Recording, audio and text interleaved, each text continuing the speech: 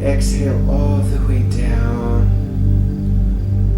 And we are going to make a wish in our mind to return to that magic movie theater. See yourself entering the past life theater. You're sitting in that purple, big, comfortable chair in your favorite spot in the theater. This chair feels so comfortable and relaxing. You have the perfect view of the movie screen before you because you're sitting in your favorite spot in the theater. Now that you've gotten comfortable, the movie theater's lights begin to dim. The screen starts to flicker to life. Slowly, the scene comes into focus, and you are being shown the past life you need to see at this moment. I want you to make a wish to see a past life that has relevance to Michael. You have questions about Michael. Who is he to you? What is your relationship? Make a wish for those questions to be answered in this past life experience.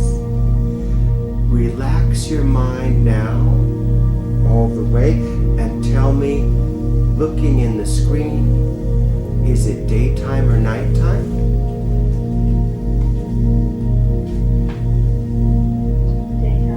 Daytime, excellent.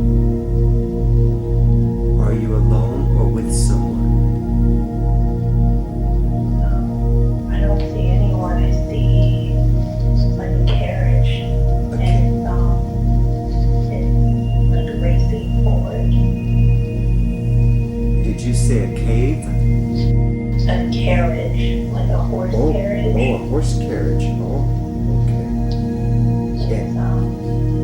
It's very regal. Oh, it's royal, right? Regal? Yes. Okay. Is it traveling now or is it still? It's traveling now, but it's like coming to a halt. Okay. Excellent. It's not showing me anything else. Okay. I want you to approach the carriage if you feel safe doing so, and peer inside the carriage and tell me, what do you see?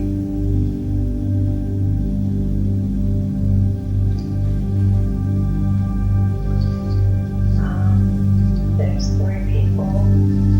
I see a man, and I think he is the driver. And he has like a black, like kind of suit on with like a top hat, a high top hat that's black, with a brim around it. Okay. Yes. And he has, I think, white gloves. And I think his black suit, it has like the long bib in the back. Okay. And then I see a woman and a young boy. So I think that's her child.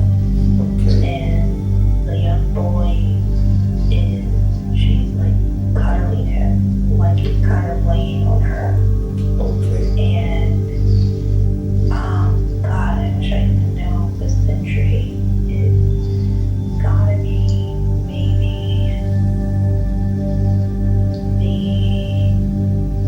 I'm really bad with centuries, but I'd say it's kind of like the late 1800s, early 1900s. It's like kind of Victorian age, like. Okay. The mom has she has one of those umbrellas that Yes. women would wear for like the fashion of that time. And she's got those little high heels that look like boots. Oh, yes, I know those. And her dress is very poofy. And she's got I think it's a dark burgundy corset. Yeah, that's what I see. And I wanted to say the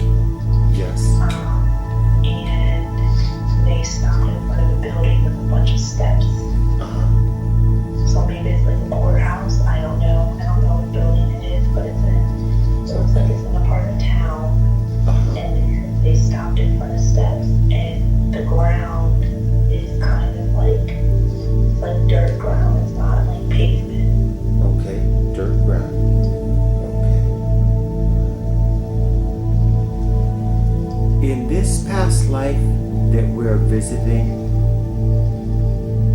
is the mother the central figure, or the child, or the driver? I don't know. I don't know. I think it's the driver. Okay. Okay. I want you to focus on the driver and tell me, you know his name. If you relax your mind enough, the name will come to you. It's Charles. Charles? Okay, Charles. Charles. Approximately how old is Charles? I'm 49. 49? Okay. Is he a handsome man?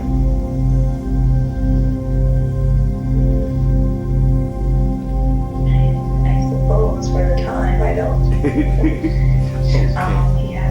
He has a very long, kind of pointy beard. So I guess that was the thing of the time. It's brown, dark brown, but it's kind of really, kind of has a little red to it, but it's dark brown. Uh-huh. And it kind of points at the bottom of it. And he's got the mustache that kind of goes out like it's curled up like a whiskers. So, Oh, wow. Yes, yes. so it's kind of hard to make out like what he looks like underneath all the hair. Uh-huh. In his time, who knows whether he's handsome or not. Our time, we have different values. Right. Okay. And as you focus on Charles, tell me, do you get the impression that Charles is happy with his life, sad, or some other feeling come through? Because he's happy or content. He's very dignified. I feel like I just get respect. And I don't know if that means that, people look up to him, or if he just kind of carries himself in a way where he respects himself. But he's just very dignified. So that's why I don't know if maybe he's their driver or maybe he's the husband. But I think he's the driver. And I think he loves this family very much. And I think he likes, his position with the family. That's what I think. Okay, so the woman and the child in the carriage, they are not his woman and child. He is just transporting them somewhere? I think so. It's not clear to me yet. But I don't feel like that is his wife. Okay. And I don't feel like that is his child. Okay. I want you to take a moment and step away from the carriage and a little bit away from Charles and look at the area where the carriage is, where Charles is, and look for clues or symbols of significance in the area that might give you a clue as to why Charles is there and why the carriage is there.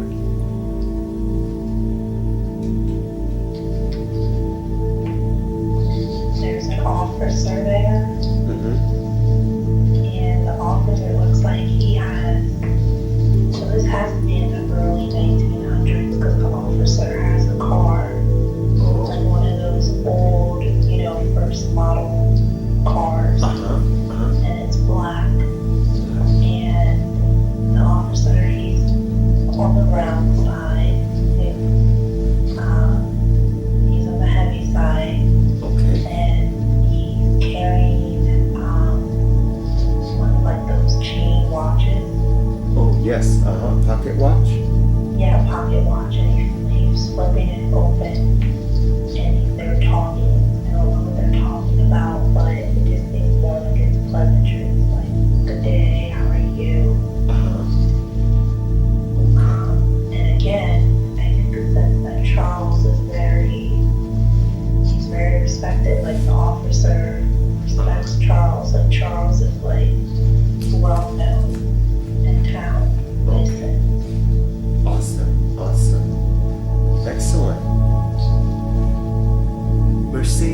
When I count to 3, we are going to go to a significant event in Charles' life. One of the most significant events of his life. 1, 2, 3. We are now in a very significant event in Charles' life. Take a moment, relax your mind, and tell me what's going on in Charles' life right now.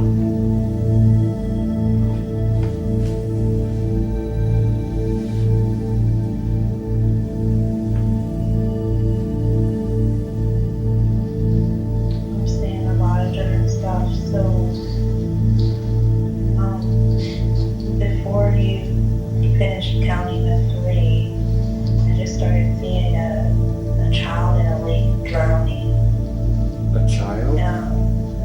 But it was before you finished counting the 3. There was a child drowning, you said? Yeah, well, in a lake. It was like panicking. They were like in the water, wailing, flailing their arms. Oh, okay. That was before you counted to 3. Okay, you know what? Let's go back. When I count to 3, we're going to go back to that child drowning. 1, 2, 3. We're back at the scene where the child is drowning. Tell me what is going on.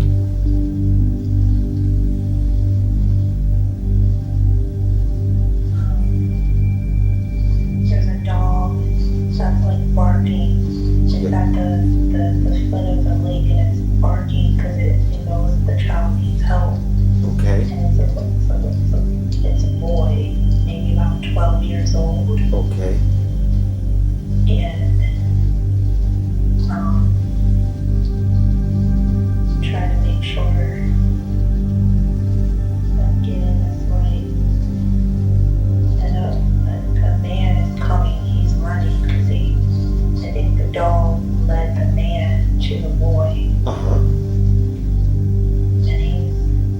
And he's looking around, trying to figure out, like how he can get the child out. Yes. And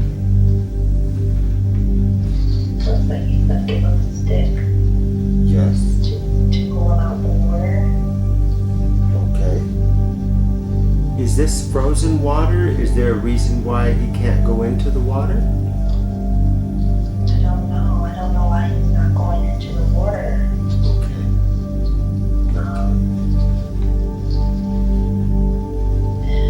Is this Charles trying to help the little boy?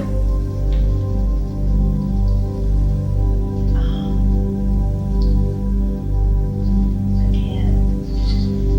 It's a young man, so I can't tell if it is or not. Okay. I feel like there's regret. Okay. You feel regret.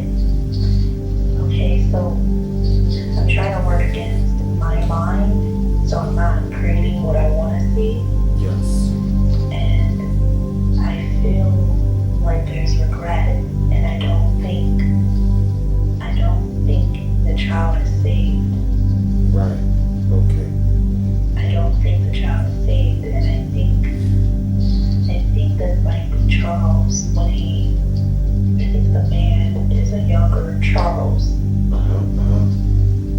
Okay. And maybe this is his. Okay. Excellent. Okay. And Charles feels regret because he couldn't save the boy's life? Yeah. And I think it was ice water. I think it was because it's overcast, it's cloudy, and it's cold. There I don't see any snow, but it's cold. And the water is dark. And I think it is ice. Okay. I see it's probably like early winter, late fall, because I see a bunch of leaves. Okay. Yes. Okay. But the trees are bare too. The trees are there. The leaves are still on the ground. Okay. And I think there is ice there. And I think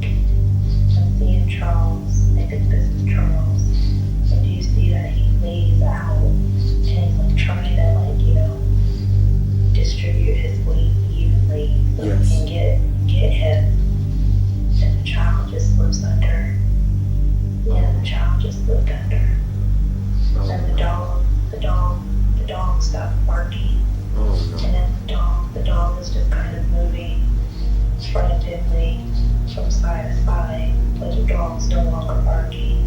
Oh no. And Charles is just kind of laying on the ice, I guess. And he just knows it's too late. It's too late. I don't think this was his child. I keep hearing the word farmhand. Okay. So the child worked on the farm, but he's not the son of Charles. I don't think so. But it's still a feeling of deep regret in Charles, right? Well, I think that was like his apprentice. Oh, his So I think apprentice. he spent a lot of time with him. And he also hearing like orphan. And I don't think that means Charles was an orphan. Maybe it was when he took the kid in. I don't know. But they were close. But it's like farmhand or apprentice, and like the little boy really looked up to him. Wow. Such a horrible story, and these things happen in life, and it wasn't Charles' fault that the boy fell in the water. But it's very sad, and I know he feels bad about it. Gosh, that is a painful memory. This horrible event that happened, he was not able to save this young boy, this 12-year-old farmhand who he was close with. The poor boy slipped under the ice, and Charles tried his best to reach him, but he was not able to. Charles feels deep regret for this, but he did everything he could to save the boy. Life is cruel sometimes, and this is a painful event, but you agree that it was not Charles' fault, right? Yes. And there was really nothing he could have done to prevent this, right? And so he should not feel pain or regret for this, right? Okay. And so we will deal with these feelings in a moment, but for now, I want you to imagine another event in Charles' life. We're going to visit another significant event in his life. 1, 2, 3. We're now at another significant event in Charles' life. Tell me what's going on.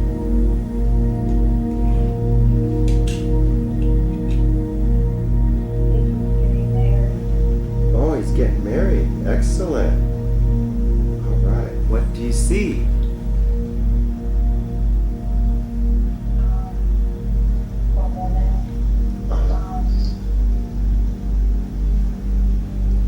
Where are they? Are they indoors or outdoors?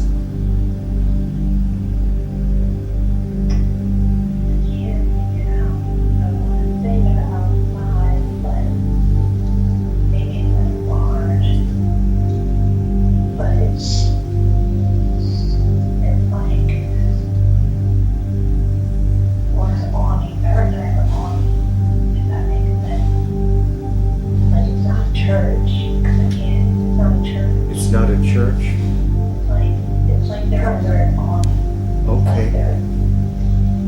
It's kind of like they're inside and outside. Okay. But all like all I can see right now is they kiss each other. Yes. And now it's like everyone's going right. Yes. Or maybe it's not right. It could be like the flower. It's like very. You know, like sometimes in the spring, you see like the broken up buds of like flower petals. Yes. On the ground. Yes. It's like those white little, like small little petals. All They're right. getting thrown at them, and they're so happy. Ah.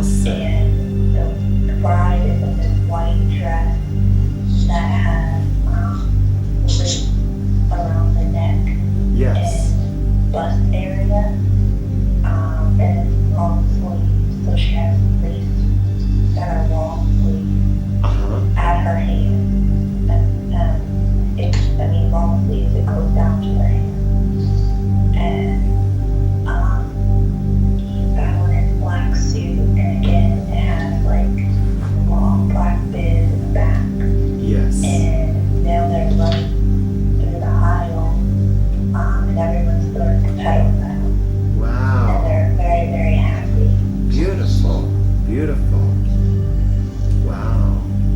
That is such a beautiful wedding scene. I love it, man. What a great feeling. And he has deep love for his wife? Yeah, he's very happy with her. Awesome.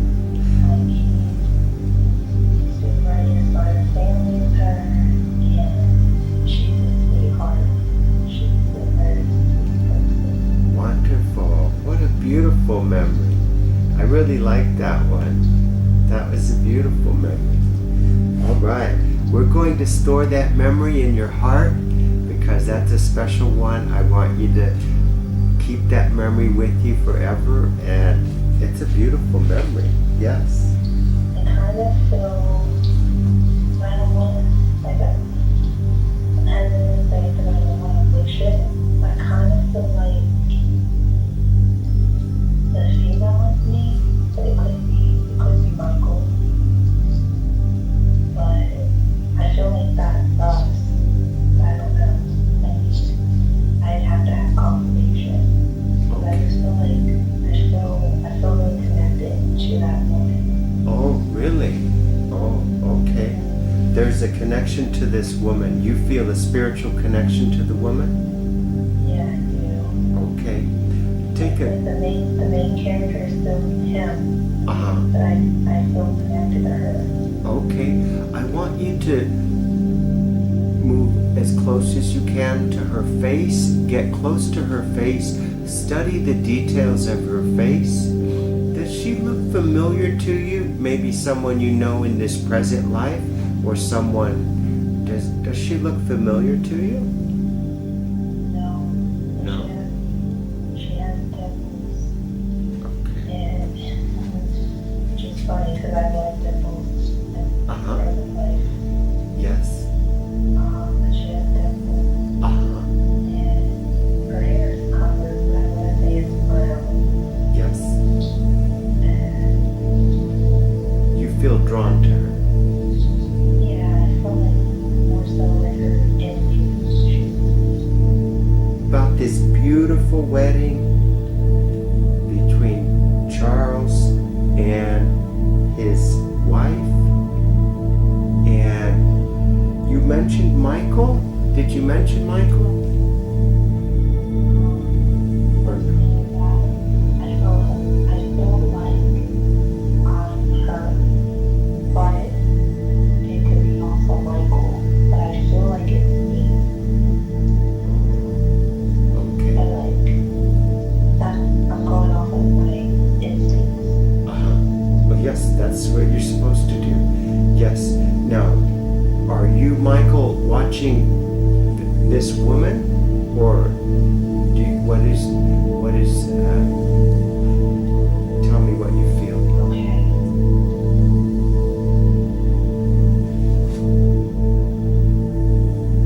Actually, let's take Michael out of it. I know that, and I know what I sense is that woman's me. Okay. And my past. Oh, okay. Yes. All right. Good.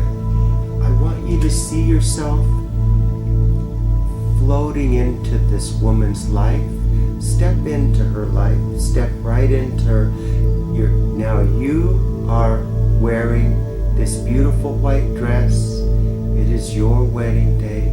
You're seeing this landscape through her eyes now. You're feeling what she feels. Relax your mind and tell me, what is your name? Mary Elizabeth. Mary Elizabeth? What a beautiful name. And I keep hearing Gordon, so I don't know if that's my last name. Okay. I don't know if that's her new last name or if that was her last name before she got married. But I hear Mary Elizabeth and then I hear Gordon. Good. Okay. Mary Elizabeth, are you a happy woman? I am very happy, very hopeful. Uh-huh. What do you hope for?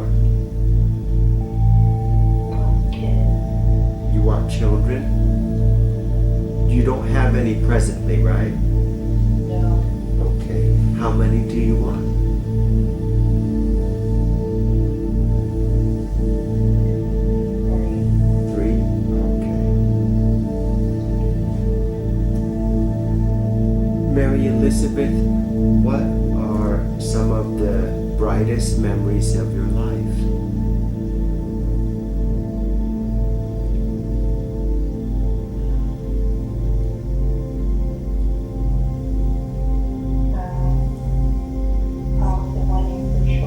Yes, for sure. Yes, a beautiful memory.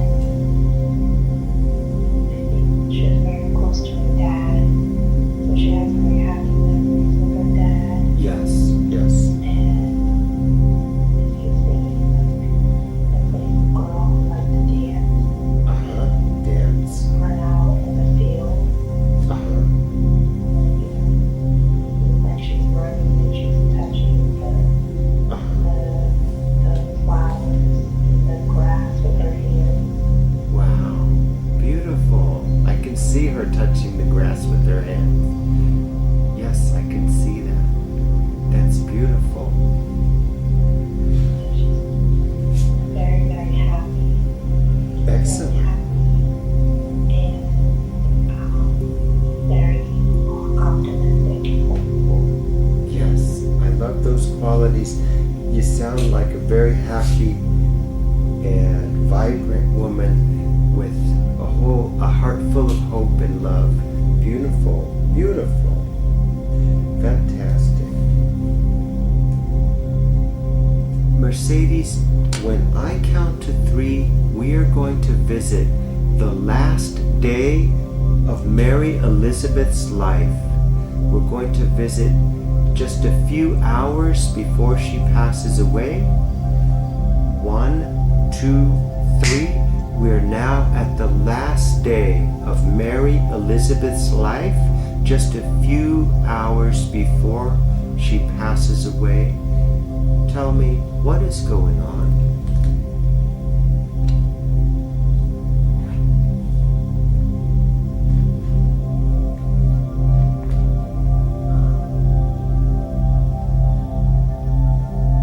She died very young. How old? 23. Oh, that's very young. Nighttime. Nighttime, yeah. Snow on the ground. Snow. And they have a beautiful brick home Yes. on lots of land. There's no neighbors. Right? Then she was laying in bed. I'm laying in bed. And there's a candle. And the window's still by me. Yes. And I'm looking out, and it's just black. And I can see the snow on the ground. Yes. It makes the snow, makes the mud bright. And when it's dark, the snow makes the road bright. Yes. The bed, there's a cloak in the bed. I have a white bonnet on my head. And I'm very, very, very weak.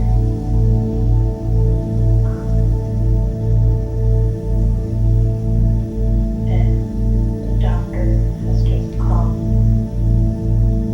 The doctor is there. And everyone's just waiting for me to go. Because there's nothing that can be done. I think I have tuberculosis. Tuberculosis? Yeah, maybe smallpox, but I think it's TB. Oh, smallpox. Oh, it could be smallpox or it could be tuberculosis? Yeah, Okay. and I think it's TB. Okay. And I feel so sad for Charles. Yes. Yes. That is sad that he loses his wife and his true love. And they were so young, right? Charles is also young, yes?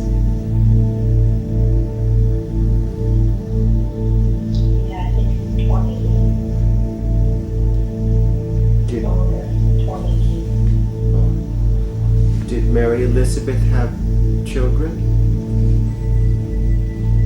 I think she has a 5-year-old. 5-year-old. Boy or girl?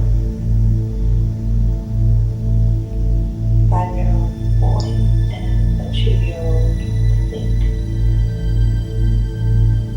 But they're not in the room. Oh, because the disease? They're two boys. Oh, 2 boys. Okay. And they're just sitting in the hall. You know, they're very sad. They know that mommy is dying. Yes, it is sad. It's the saddest thing that could ever happen. The 5-year-old is just kind of doing this, like twiddling with their thumb. Kind of like this. He's Looking at their hand and their mouth. He's nervous and he's frustrated. Fiddling with their fingers. Uh-huh. He's nervous and he's sad and he's frustrated. I think he's just bad. That's so sad. He doesn't know what's going on. Yes. In this disease, this tuberculosis, this is not Mary Elizabeth's fault, right? No. A disease is just random. It doesn't, no one deserves a deadly disease. Mary Elizabeth, do you have any major regrets with your life? No. I No? just wish it could have been longer. Yes, yes. It would have been nicer to live longer, definitely. And Mary Elizabeth, do you have any words of wisdom or any advice for Mercedes so she can live a happier and healthier life? You have any advice for her?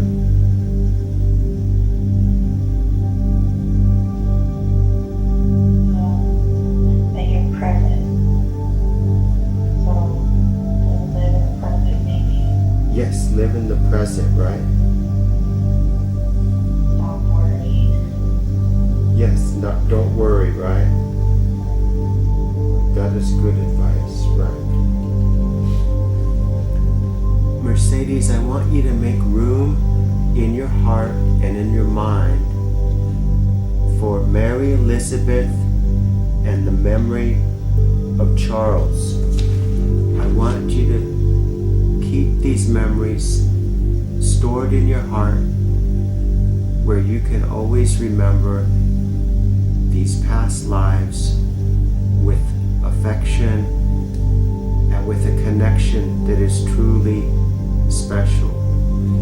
A connection that spans time and space. These two people, Charles and Mary Elizabeth, they live in your heart and your mind. They will give you good advice when you need it. They are there as friends and companions, and they want you to succeed in your life and find happiness. Mercedes, we have time for one last journey. When I count to 3, I want you to imagine that you are on a forest path. 1, 2, 3. I want you to imagine you're walking on a forest path, on a dirt gravel path, cutting through an enchanted forest. You can see trees along the path. Some are pine trees, some are oak trees. Some of the trees have moss on the trunks, and others have hanging ivy, hanging from the branches. There are ferns lining the sides of the path, and if you listen carefully, you can hear birds singing in the trees. Can you hear the birds singing? Yeah. Excellent. You're doing perfectly.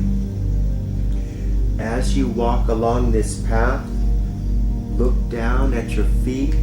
You can see your feet.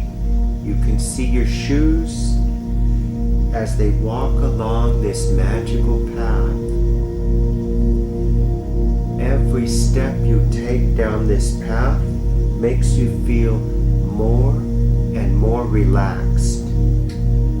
You feel very sleepy. You are entering an ancient part of your own mind now. You can feel your personal magic is so much stronger here as you sense that you are nearing the end of the path. Up ahead, there is a clearing, and you can see a huge circle of enormous stone blocks. Do you know what Stonehenge looks like? Yes. Good. This circle of stone blocks is very similar, but these stone blocks stand 100 feet tall. The stones are covered with mysterious symbols of some forgotten language. These symbols are magical protection from evil and harm. And you can feel this place is being guarded by good spirits. You feel safe and protected here. Do you feel safe here? Yeah. Excellent. Mercedes, I want you to look up into the sky and tell me, what do you see?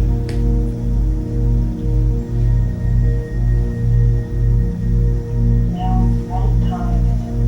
Night. Clear. Lots of stars. Do you see stars or anything? I see lots of stars. Lots of stars. And the moon? What phase is the moon in? It's full. Oh, excellent. That means that it is time for an important message to be shared with you. The full moon is a special sign.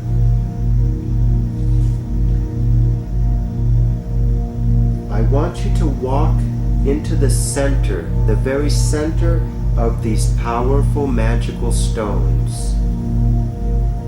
Can you see yourself standing in the center of this circle of stones? Yeah. Excellent. This is a sacred place. This is where your higher self will speak with you. Now I want you to look up into the sky at that full moon and ask your higher self to give you an important message about your future, a message that will help you. I will stop talking so you can hear the message in detail, and when you are ready, you can share this message with me.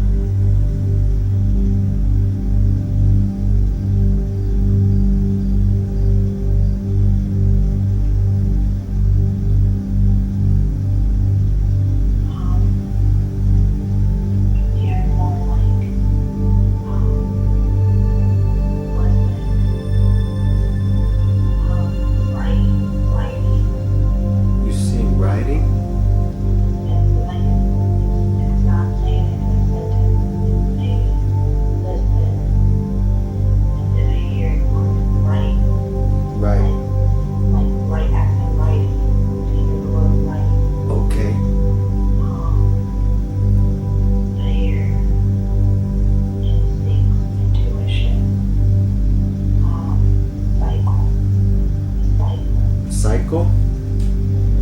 Cycle. Okay. Clearing a path. A path? Clearing a path. Oh, clearing a path? Okay. And I see the color purple a lot. The color purple. Okay. But that's not what he told me. It didn't say purple. You see a lot of purple. Okay. Okay, but purple is your favorite color? Yeah, but it's more like a orb. Like, and I see that like the color that I see with my eyes closed. Oh, okay. It looks kind of like a lava lamp. Okay, I see the same purple color when I close my eyes. I often wonder what if people see that when the same, but now you confirm that yes, I do see that same. Looks like a lava lamp. It moves around like a lava lamp. Okay, so the key words were right, cycle, and clearing a path. Is there any other parts of this message? I'm trying to remember. Okay. I want to say, I said intuition about that. Intuition? Okay, intuition. And it said moon and star again. Say that again? And then they said moon and star. A star? Star and moon. Oh, star and moon. Okay.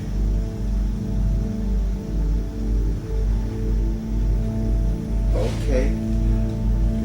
Your mind will start to piece together this message. It's come in fragments and bits and pieces, but you're going to sleep on it, and I'm sure that this message will make sense to you very soon. For now, I want you to bow your head in respect for your higher self and give thanks for this important message. We can decipher it later. Invite your higher self to communicate with you at night when you sleep, to interpret these mysterious words. These words mean something to you personally, and your mind will work to unravel the meaning behind these words.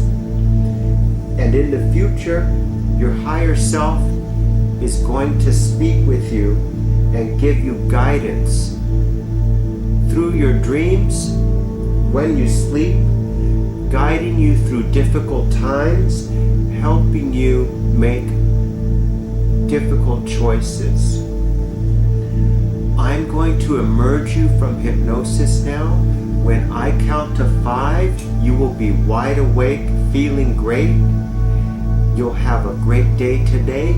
You're going to sleep a pleasant sleep tonight, dreaming big, beautiful dreams, and you may get a message from your higher self tonight, a message about what you experienced today. 1, 2, 3, 4, 5. Eyes open, wide awake, feeling great. How do you feel? I feel great. You did fantastic. You did really well. That was like nothing I expected it to be like. You did fantastic. You know, I know you have a lot to think about and a lot to unwrap, but I want to say that you were one of the best ever. Your attention to detail, and you did fantastic. So I invite you to contact me in a week. If you want to do it again, let's do it again, because you are a natural at it, and we will explore further of your past lives, okay? Thank you so much. Thank you so much. You did fantastic. I'm going to journal and think about some of this. Yes. Put down the pieces, write a journal, and you're going to get flashes just doing your regular day-to-day stuff, and meaning will flash to you, and that's your subconscious saying, trying to put these pieces into a puzzle that makes sense, okay? Okay. And I look forward to hypnotizing you again real soon, okay? Me too.